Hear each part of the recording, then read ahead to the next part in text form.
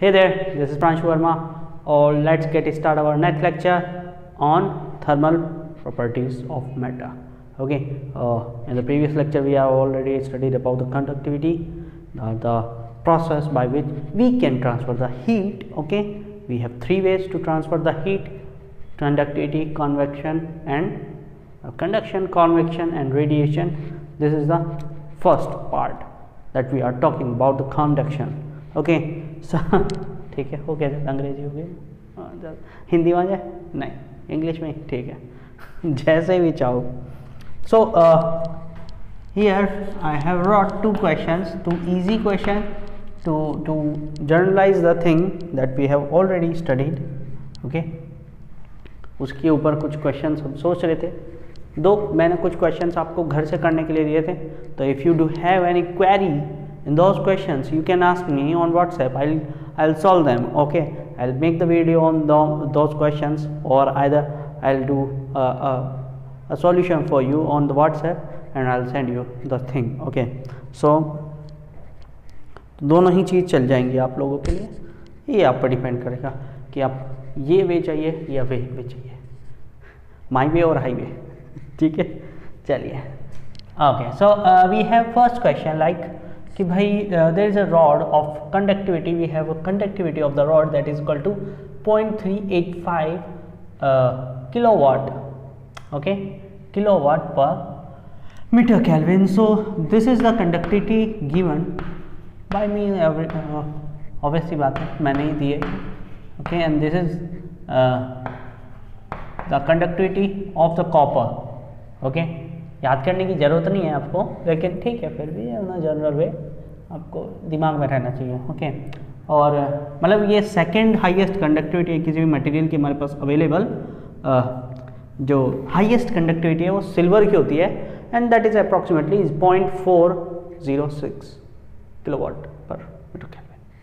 Okay, so you can find these values on your in your book. Okay, when you open the NCERT book and you'll get the table where you can find those values. Okay, so भाई हमें एक supply करनी है heat, we have to supply the heat, we have the amount of heat that is equal to 600 joules. Okay, and we do have the time that is given to us as 5 sec. बहुत बढ़िया. Okay, so if the cross sectional area of the rod is given to me, that is 2 mm square, so I'll convert it into meter square. That will come equal to 10 to the power minus 6 meter square. You have to learn these things, the conversions of unit. Okay, how can I convert the mm into the meter, how can I convert the mm square into the meter square? Okay, so by multiplying 10 to the power minus 6. So and so the length of the rod is given to me, that is equal to 50 cm. So I'll convert it into the meter, that will come equal to 0.5 meter. Okay, so this is the genuine things. Let me convert this thing also, 385, this will become watt per meter Kelvin. Okay, so now what we have to calculate, we have to calculate the temperature difference in between the ends of the rod. So nothing to do, we have a formula that Q equal to K A lambda T into small t by L. Yes, we do have. Okay, so what we have to do, that is to find the delta T. So delta T will come equal to LQ by T K. Hey, we have all the things that in the question. The L 0.5, the Q 600, the K 385, the A that is equal to 2 10 to the power minus 6, the T is equal to 5. Okay, so you can do the calculations, okay, by yourself, or I'll have to do those things. So ये point हटाओ, एक zero हटाओ, this will be cut, cancel out. Okay, so everything is fine. Yes, so ऊपर बचा है 60, this 10 to the power 6 go up 10 power 6, 385 into 2, okay इसको कर दो 30 because 2 will cancel this thing 30 times, so this will be 30 divided by 385. Okay so बहुत ही ज़्यादा temperature आ रहा, आग लगा रहा भाई, आग लगा रहा। ओके सो आप कैलकुलेशन कर सकते हैं यहाँ पर 3 lakh upon 385, there will be the some answers, okay, and you can put that answer, okay, this will be 300, okay, एक जीरो और दे दी, 2 जीरो दी मैंने, 10 पावर 4 बचा इधर, this will be 300, so that will cancel out by approximately 8 times, so this will be, oh my god, this is 80,000, that is impossible temperature, like, okay, Kelvin my answer, approximately 80,000 के आसपास. It is an impossible temperature for us to to put on the ends of a wire which is very thick, like 2 mm square. Oh my god, this is very thick, sorry thin. Okay, so फिर भी ठीक है, calculation करने के लिए हम सीख सकते हैं इसको. Now we have second question. In the second question अपन लोगों ने थोड़ा सा चीज़ों को और मॉडिफाई किया है. यहाँ पे अपने को इक्विवेलेंट कंडक्टिविटी फाइंड करनी है. Okay, we have 2 rods of same length and the same cross sectional area and we do have the conductivity, that is first की कंडक्टिविटी K1 है और सेकंड की कंडक्टिविटी 2K है, twice of the first. Okay, and we have the area similar, we have the length similar and sorry both are connected in the series. okay, first in series, फिर second parallel में. तो first we do for the series.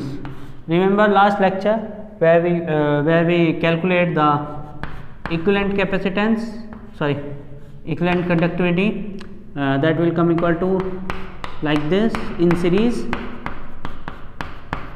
Yeah, yes.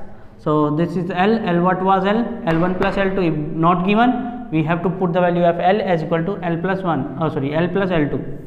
Okay. So right now here we'll take the thing L equal to L1 plus L2. There will come equal to I'll take this L. Okay. और L1 और L2 equal है तो 2L की value क्या हो जाएगी? 2L1. I can put the value as I do want to find the value of K EQ. This is L1, okay, and the value of K1, that is equal to K plus what is the value of L2? I can put the value of L2 as L1 and this will be 2K. L1 गेला 2K EQ equal to 1 upon K, 1 upon 2K. That will come equal to 3 upon 2K. If you do calculate, you will get the value, and here you can say this thing. K EQ is coming equal to 4K by 3. That is clearly you can see 4K by 3, 4K by 3, 4K by 3. Okay, okay, this was the simple thing. Okay, and I'll do the parallel for here. Okay, for the parallel I do here. Parallel के लिए formula क्या था? I think so that was K EQ into A equal to K1 A1 plus K2 A2. Okay, we can put जो ये A है A1 and A2 के equal रख सकते हैं अपन लोग, तो that will formula become K1 plus K2 in that condition. Okay, K1 की वैल्यू क्या है K, K2 की वैल्यू क्या है 2K, तो this will become equal to 3K. This is the K EQ and this is your again answer. Clear? I think so. These are the formulas and these are the formula basic numericals, and these are so simple, very simple. उतार लो, मैं हटा रहा हूँ. Okay, ठीक है. Convection मैं पहले ही बोल चुका हूँ आपको, convection is not a big deal. Okay, the formulas of convection, the the theory of convection is it now in your syllabus, but problem क्या है, कंपटीशन में भी नहीं आता है कन्वेक्शन, क्योंकि सिलेबस में कभी था ही नहीं, और कन्वेक्शन के बारे में कोई डिस्कशन है भी नहीं आपके सिलेबस में, कोई भी डिस्कशन नहीं है। कन्वेक्शन आप सीखेंगे जाके बीटेक में, यदि आपने बीटेक की तो, और मैकेनिकल इंजीनियरिंग से की, बेसिकली स्पेसिफिकली मैकेनिकल इंजीनियरिंग से, या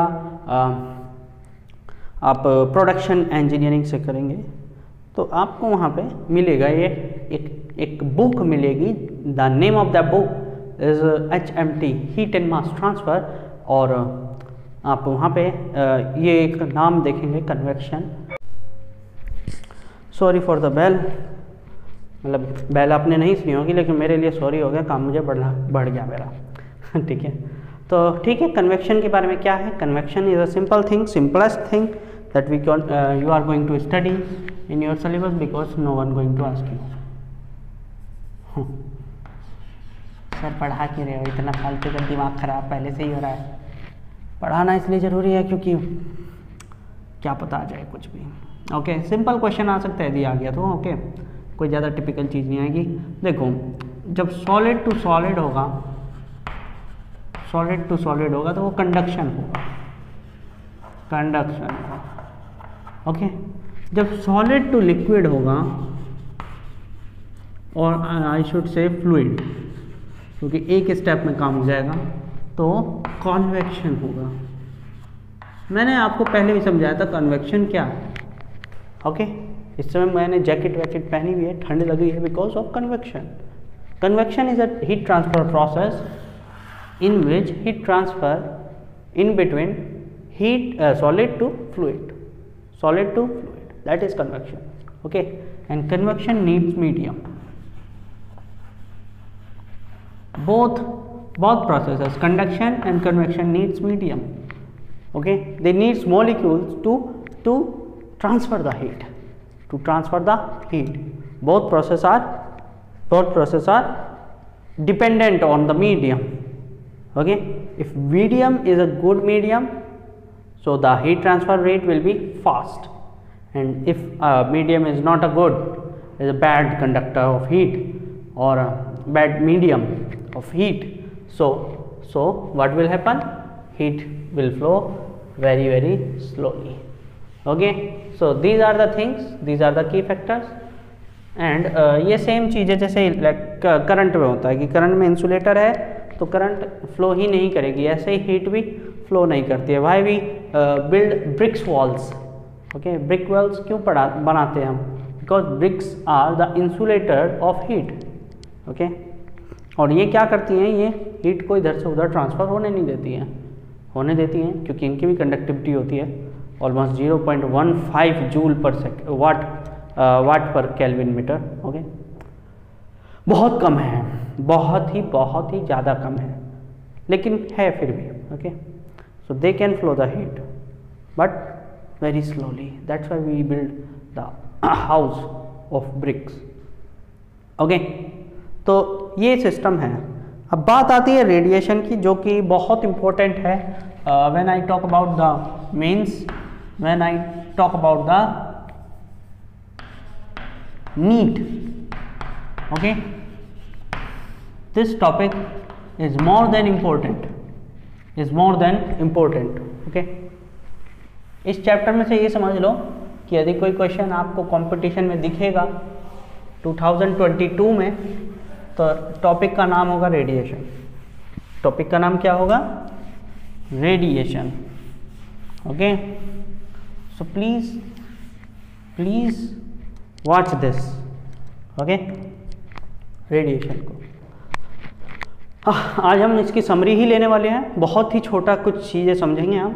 कल को हम इसके बारे में और बहुत ज़्यादा डिटेल में पढ़ेंगे, जैसे एब्जॉर्प्टिविटी पढ़ेंगे, एमिसिविटी पढ़ेंगे, एमिसिव पावर पढ़ेंगे, ब्लैक बॉडी पढ़ेंगे, स्टीफेंस बोल्ट्जमैन्स लॉ पढ़ेंगे।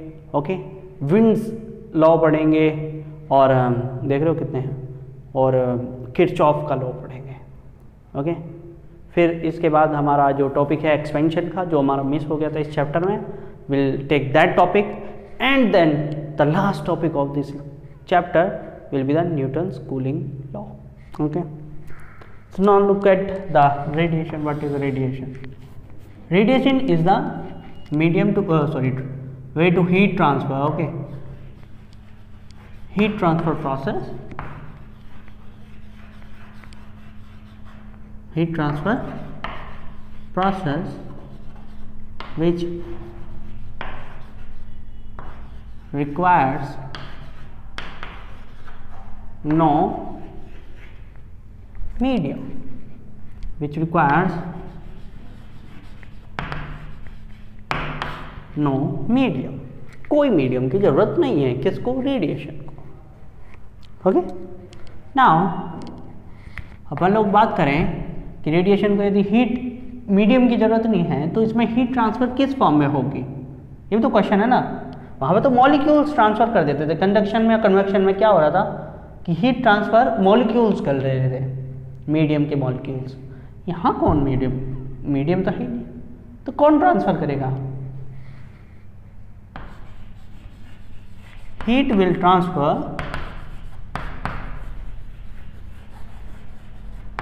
in the form of heat waves. Generally, these heat waves are EMW. These heat waves are EMW. EMW है electromagnetic waves. Electromagnetic wave, light, जो आप light देखते हैं ना, लाइट सूरज से आती है ना, सन टू अर्थ, है ना, that is EMW and you will go to study that chapter. Okay, I think so that was someone outside the room. Okay, so आप इस चैप्टर को क्लास 12th में पढ़ेंगे, सबसे लास्ट चैप्टर होगा ये आपके सिलेबस का। ओके, 12th में, ठीक है। सो EMW अपने आप में एक चैप्टर है, तो will see that thing in that way. Okay, but till then अपन लोग समझेंगे कि ये हीट वेव है, और हीट वेव किस फॉर्म में होगी, जनरली EMW की फॉर्म में होगी, and which need no medium to propagate.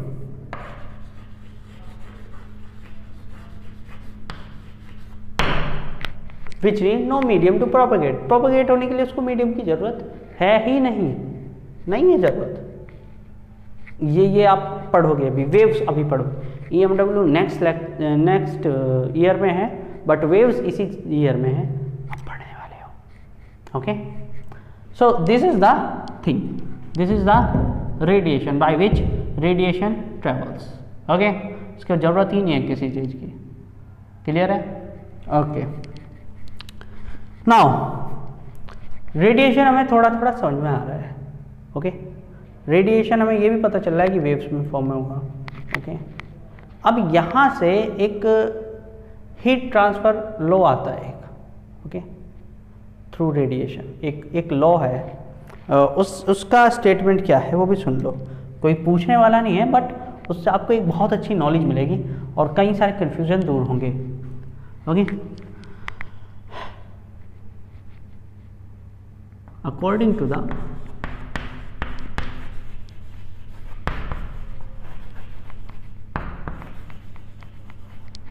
law of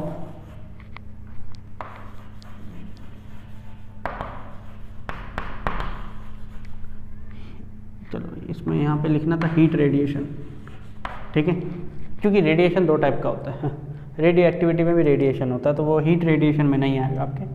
तो according to the law of heat radiation, each and every body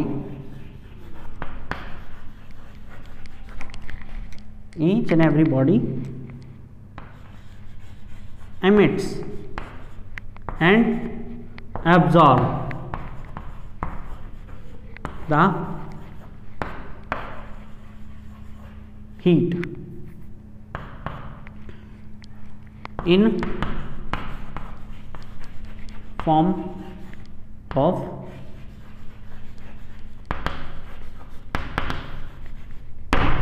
radiation. Each and every body emits or absorb the radiation, okay, on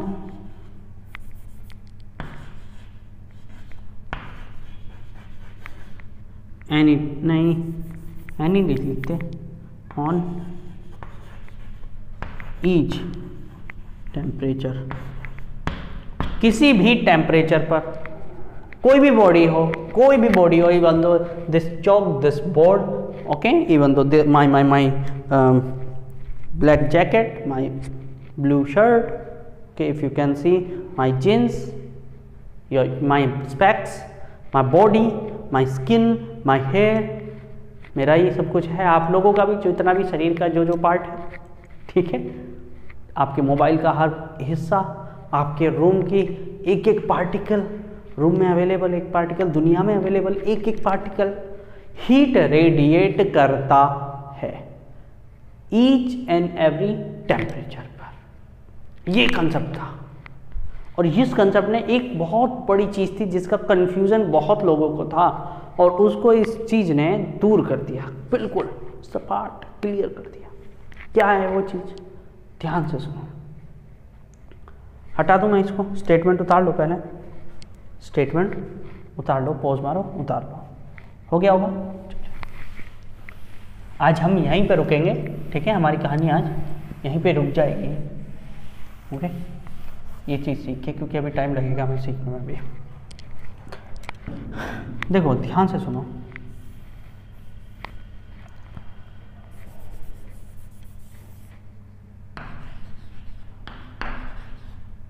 rise और fall of temperature. क्या होता है कि मैं गर्म पानी करके लेके आता हूँ, ओके, हॉट वाटर मैंने हीटर पे रखा है, गैस पे रखा है, पानी गर्म करके मैंने रख दिया। After some time I see that कि जो जितना वो हीट था, जितना वो हॉट अप था, उतना नहीं रहा, थोड़ा ठंडा हो गया, और थोड़ी देर बाद हमने देखा कि इट गेट कूल्ड, ओके, ठंडा पड़ गया एकदम। आया है कैसे एग्जैक्टली यू आर थिंकिंग कि सारी की सारी सर हीट उसके एटमॉस्फेयर में चली गई, but why you can easily say to me कि sir because of heat transfer, okay. Why heat transfer, इसका भी आपके पास आंसर है, बिकॉज सर सबका आंसर हमारे पास ही है, तो आप क्या कर रहे हो, ठीक है, समझाऊंगा मेरे को। Because of temperature difference, because of temperature difference, clear, बहुत अच्छा। But in which form, that is a question. In which form, किस फॉर्म में, हीट रेडिएशन की फॉर्म में।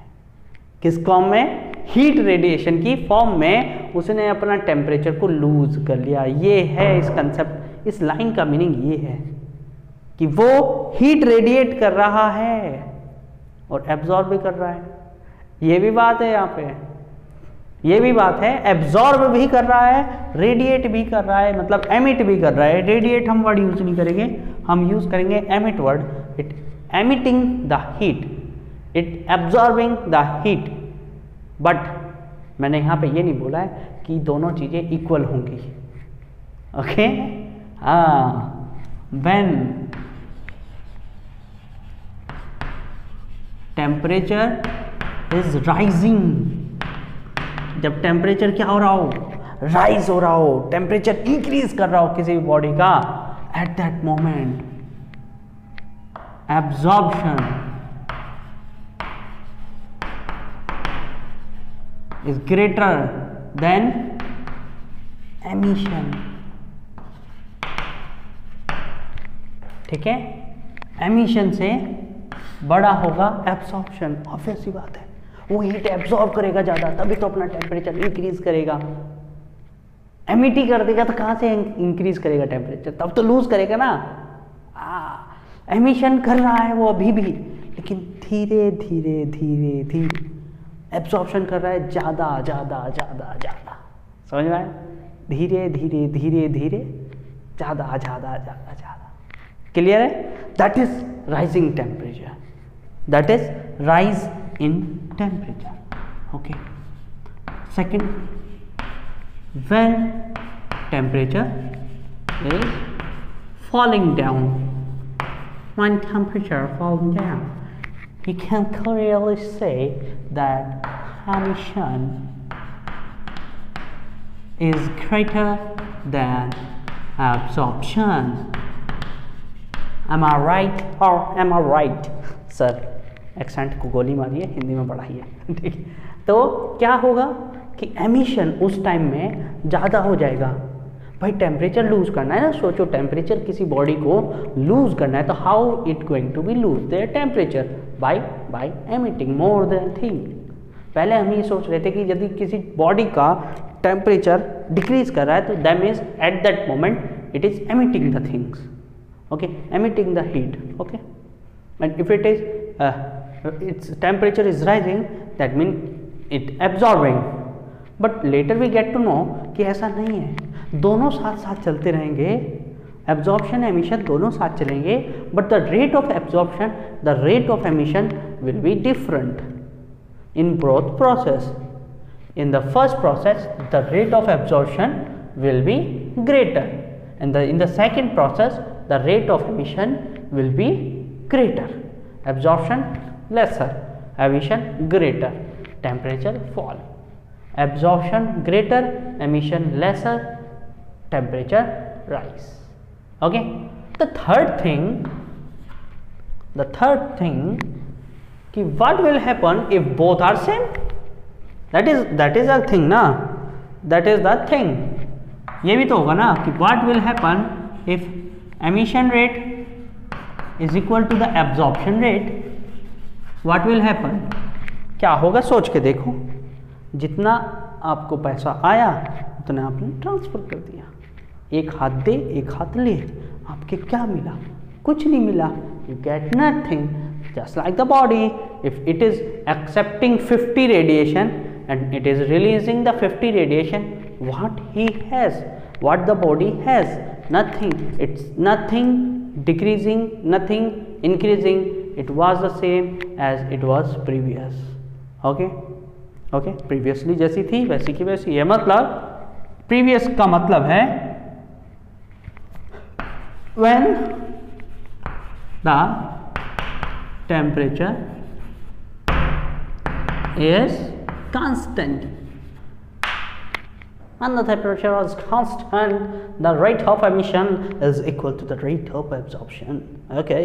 so अपन लोग ये बोल सकते हैं कि यहाँ पे इस चौक का टेम्परेचर कांस्टेंट बना हुआ है, that means the radiation, the heat radiation that this chalk is emitting from the body, from its body is equal to the numbers of radiation absorbing this, okay, from the surrounding से accept करिए, हाँ या ना। ये है